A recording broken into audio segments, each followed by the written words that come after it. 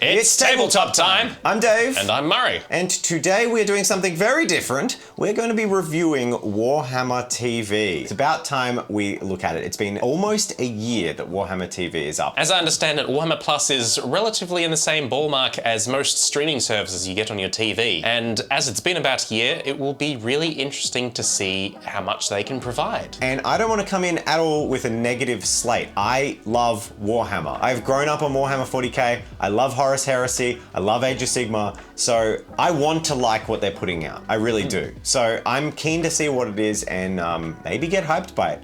Maybe get incredibly disappointed. We'll see. Let's start with a trailer. Let's just watch the trailer for their edition that was released on YouTube, cinematic trailer. We actually were using this to test with, but I want to share one thing with everyone that I found immediately problematic and disappointing. That takes so long to go away.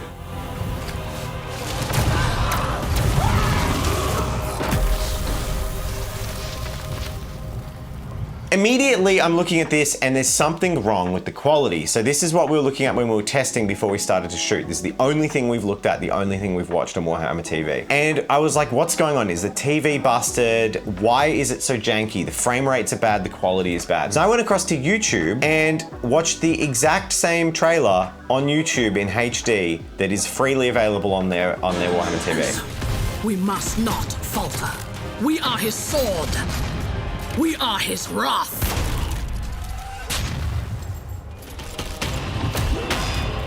I don't know if it's the bitrate. The YouTube version is just smoother. There's more frames. I don't know why. Yeah, that doesn't make me happy. Yeah, that's not a great first impression, to be completely honest. Look, again, I'm not going to come into this shit on everything, but it was an immediate downer to see that the Warhammer paid service is offering no options for the quality of your streaming and is streaming worse than YouTube. It's just a bit disappointing, but I am still keen to see everything else. So let's look at something else. We'll go to the exclusive Warhammer Plus shows. We have battle reports, a show called Lore Masters, the Citadel Color Masterclasses. These animations were definitely one of the selling points. Looking at it, I see 5 animations, 2 of which were made on YouTube by fan creators who did get hired and are getting paid, which is great. But we have 3 unique animations from their animation studio. We have Angels of Death, which is what we're gonna start, and there are 10 episodes. Okay, so should we just watch the first episode? Yeah, let's go for it.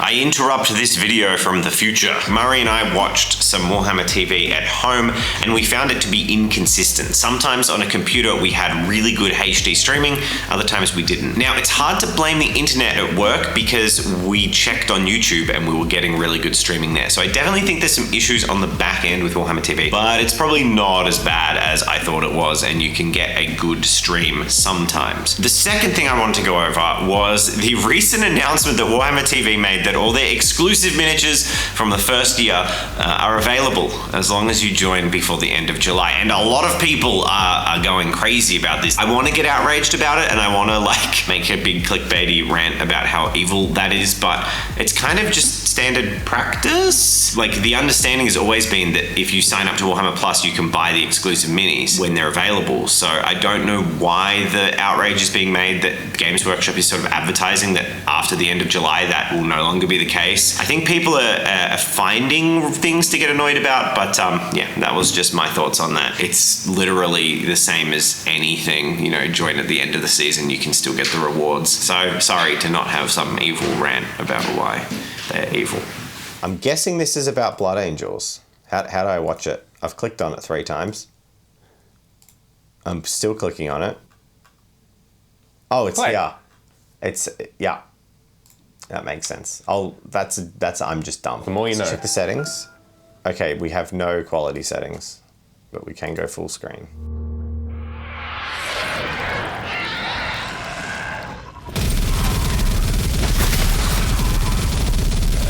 Stylization's really cool. I always hate how they depict Stormbolters like that. The box mag could hold like 14 rounds, so they should be like doof, doof, doof. I did like how his cloak billowed out when he was firing. That was cool. To become angels.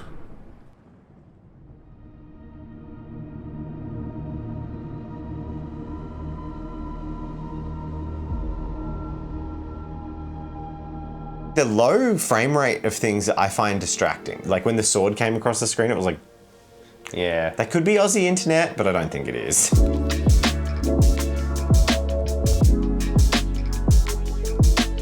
Murray, we've just watched the first 2 episodes of Angels of Death. Yeah. Initial vibes, really cool. I like the style, black and white with just that heavy saturation of red. It was really engaging. Just the conversations. Didn't have there was no action for like the first episode. Just conversations between Space Marines. It was really good. I enjoyed that. I thought it was pretty cool. I don't want to hold it to a higher standard than I would hold any TV show, and most of my gripes I would have about almost anything put out about like plot stuff, but it was pretty damn entertaining. Although I will say, when you compare it to Astartes, the sound, the Foley, it just doesn't have the meat to it. You've got the Space Marines sound like they're wearing slippers. There's no like grit and meat behind it. Visually, very stylistically well done. Sound, We're gonna watch Hammer and Bolter now. Hammer and Bolter is another of their animations. It's more of an anthology, so every episode is different. So we can just pick a few episodes that sing to us. I definitely want to watch an Age of Sigmar one, and I think I'll probably would be more interested in watching some stuff not related to Space Marines, because we've seen some Space Marines, let's see some not Space Marines.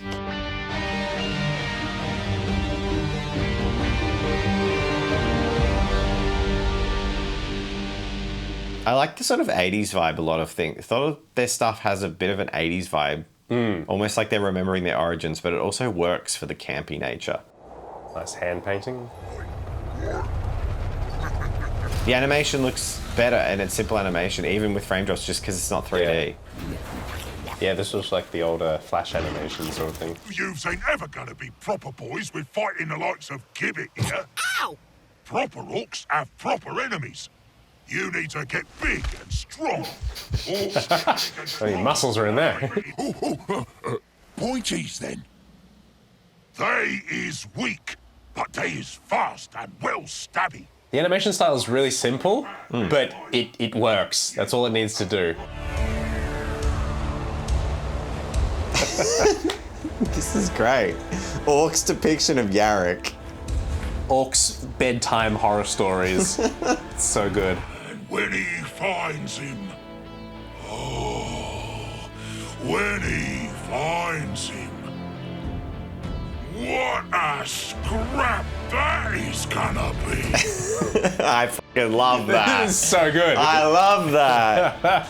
It's all they want is to just fight. Beautiful. Bravo. Things made by people who love Warhammer, like that just dripped with love. That was awesome. Yeah, for sure. All right, we're gonna watch the Mechanicus one now because I'm really curious, and then we'll watch an Age of Sigmar one.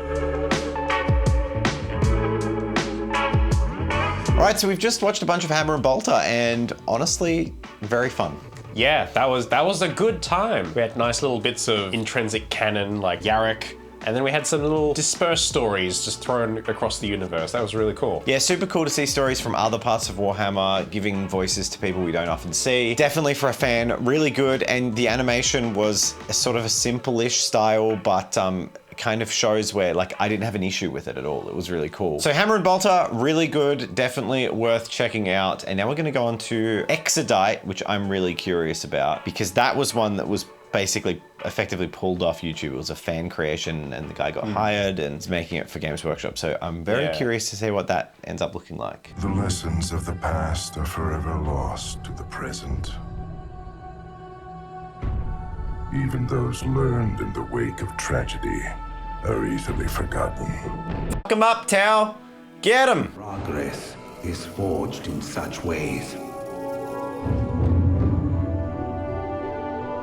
I understand, Honored One. Oh yeah, so apparently this got redubbed. Yeah, face animations don't match. We just watched the Exodite and also the new one, the Interrogator. What did you think? All of them have been really different from each other. The Exodite was probably more of what people would expect, especially following Astartes and everything. The interrogator was very investigator noir. Yeah, stylized, which is quite cool. Overall, I'd say the animation content definitely feels like the premiere content. For a subscription streaming service, there is by far not enough of it, but for a company like Games Workshop, the amount being produced is like good, if that makes sense. Like, yeah, to get a bunch of animated shows from a niche games company, even though it is the biggest, is pretty sweet. We're gonna watch the Horus Heresy battle report because we're getting big into Horus Heresy ourselves, and it's the newest one as well, so it should be indicative of the current level of content they're putting out. We interrupt our marathon to do what is traditional whenever you're having some kind of movie or TV marathon.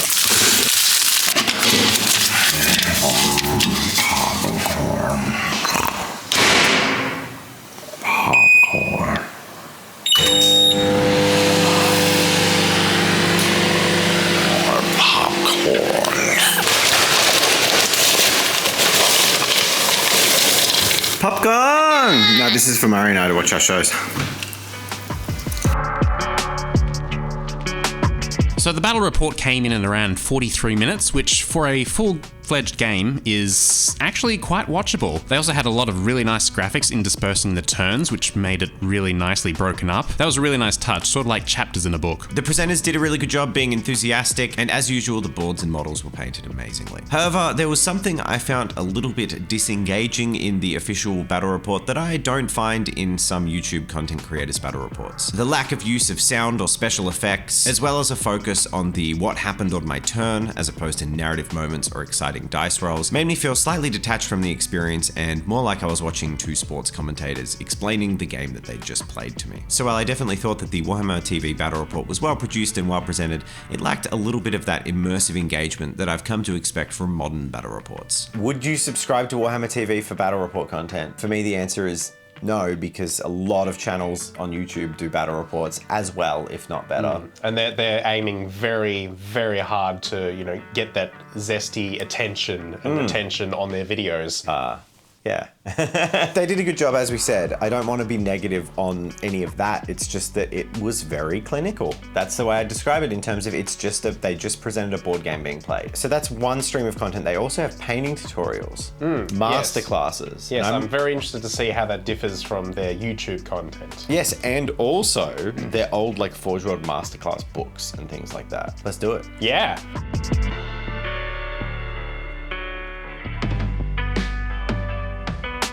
So we've just finished watching a Citadel masterclass, Murray. Specifically watched the one on painting glass bottles. I really liked it. I thought the presenter did a good job, and I thought it was a really good in-depth, basically tutorial. I was in my mind comparing it to other free YouTube content, but this video did a really good job. I think that's the thing though that we keep coming back to, is it's like, it's good content. In general, it's good content, but is it worth paying Netflix subscription prices to get access to it when there is so much free content out there by amazing creators? It's like a good brush replacement every month. Yeah, what do we have left? Lore Masters. Overall, after watching Lore Masters, I have to reiterate, I absolutely love Wade and his presentation. I don't know, he just entertains me. But we are watching this on a platform of the most indoctrinated and loving fans of Games Workshop products. So I find it a bit strange that this show seems to be aimed at people who don't know a huge amount of the lore. It was sort of just all of the information that was already in the books and the codexes, just put into one place. It's basically an Audible excerpt you may have already paid for in a codex if it's something you're interested in. I think it's a missed opportunity to have writers and developers of Games Workshop products across the years giving some insights and maybe little tidbits or secrets, things that never made it past the cutting room floor. This is a subscription service, and it should feel like you're being given access to the inner vaults of Games Workshop. And instead, their lore program is just presenting stuff that's been publicly accessible for, in some cases, decades. So there you have it. I feel that we have thoroughly reviewed. Do you feel reviewed?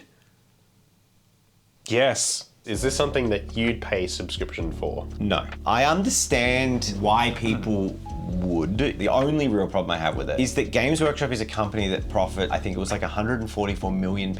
And it just feels like they're targeting the whales. They're targeting the committed people who they know they can milk extra money out of. They don't need to milk your $10 of grocery money off you to do what they're doing. They could be making just as much ad rev and sponsor revenue as any other big YouTuber putting this stuff out there. I think this would be such good free content to get new people into the game, new people into the lore. Yeah, I agree with that. Paying month to month isn't worth it.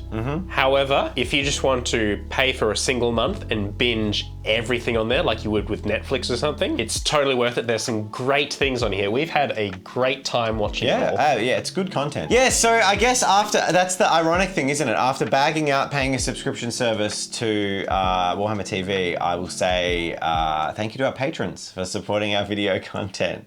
And paying a subscription service to us. Our patrons literally fund what we do and allow us to produce the content we produce. We're not profiting $144 million a year. So yeah, it's one of those things. It's the spirit of it. I do hope that you got some value out of that, viewers. And you know that if you are on the fence about it now, you've made a decision. And look, yeah, have fun.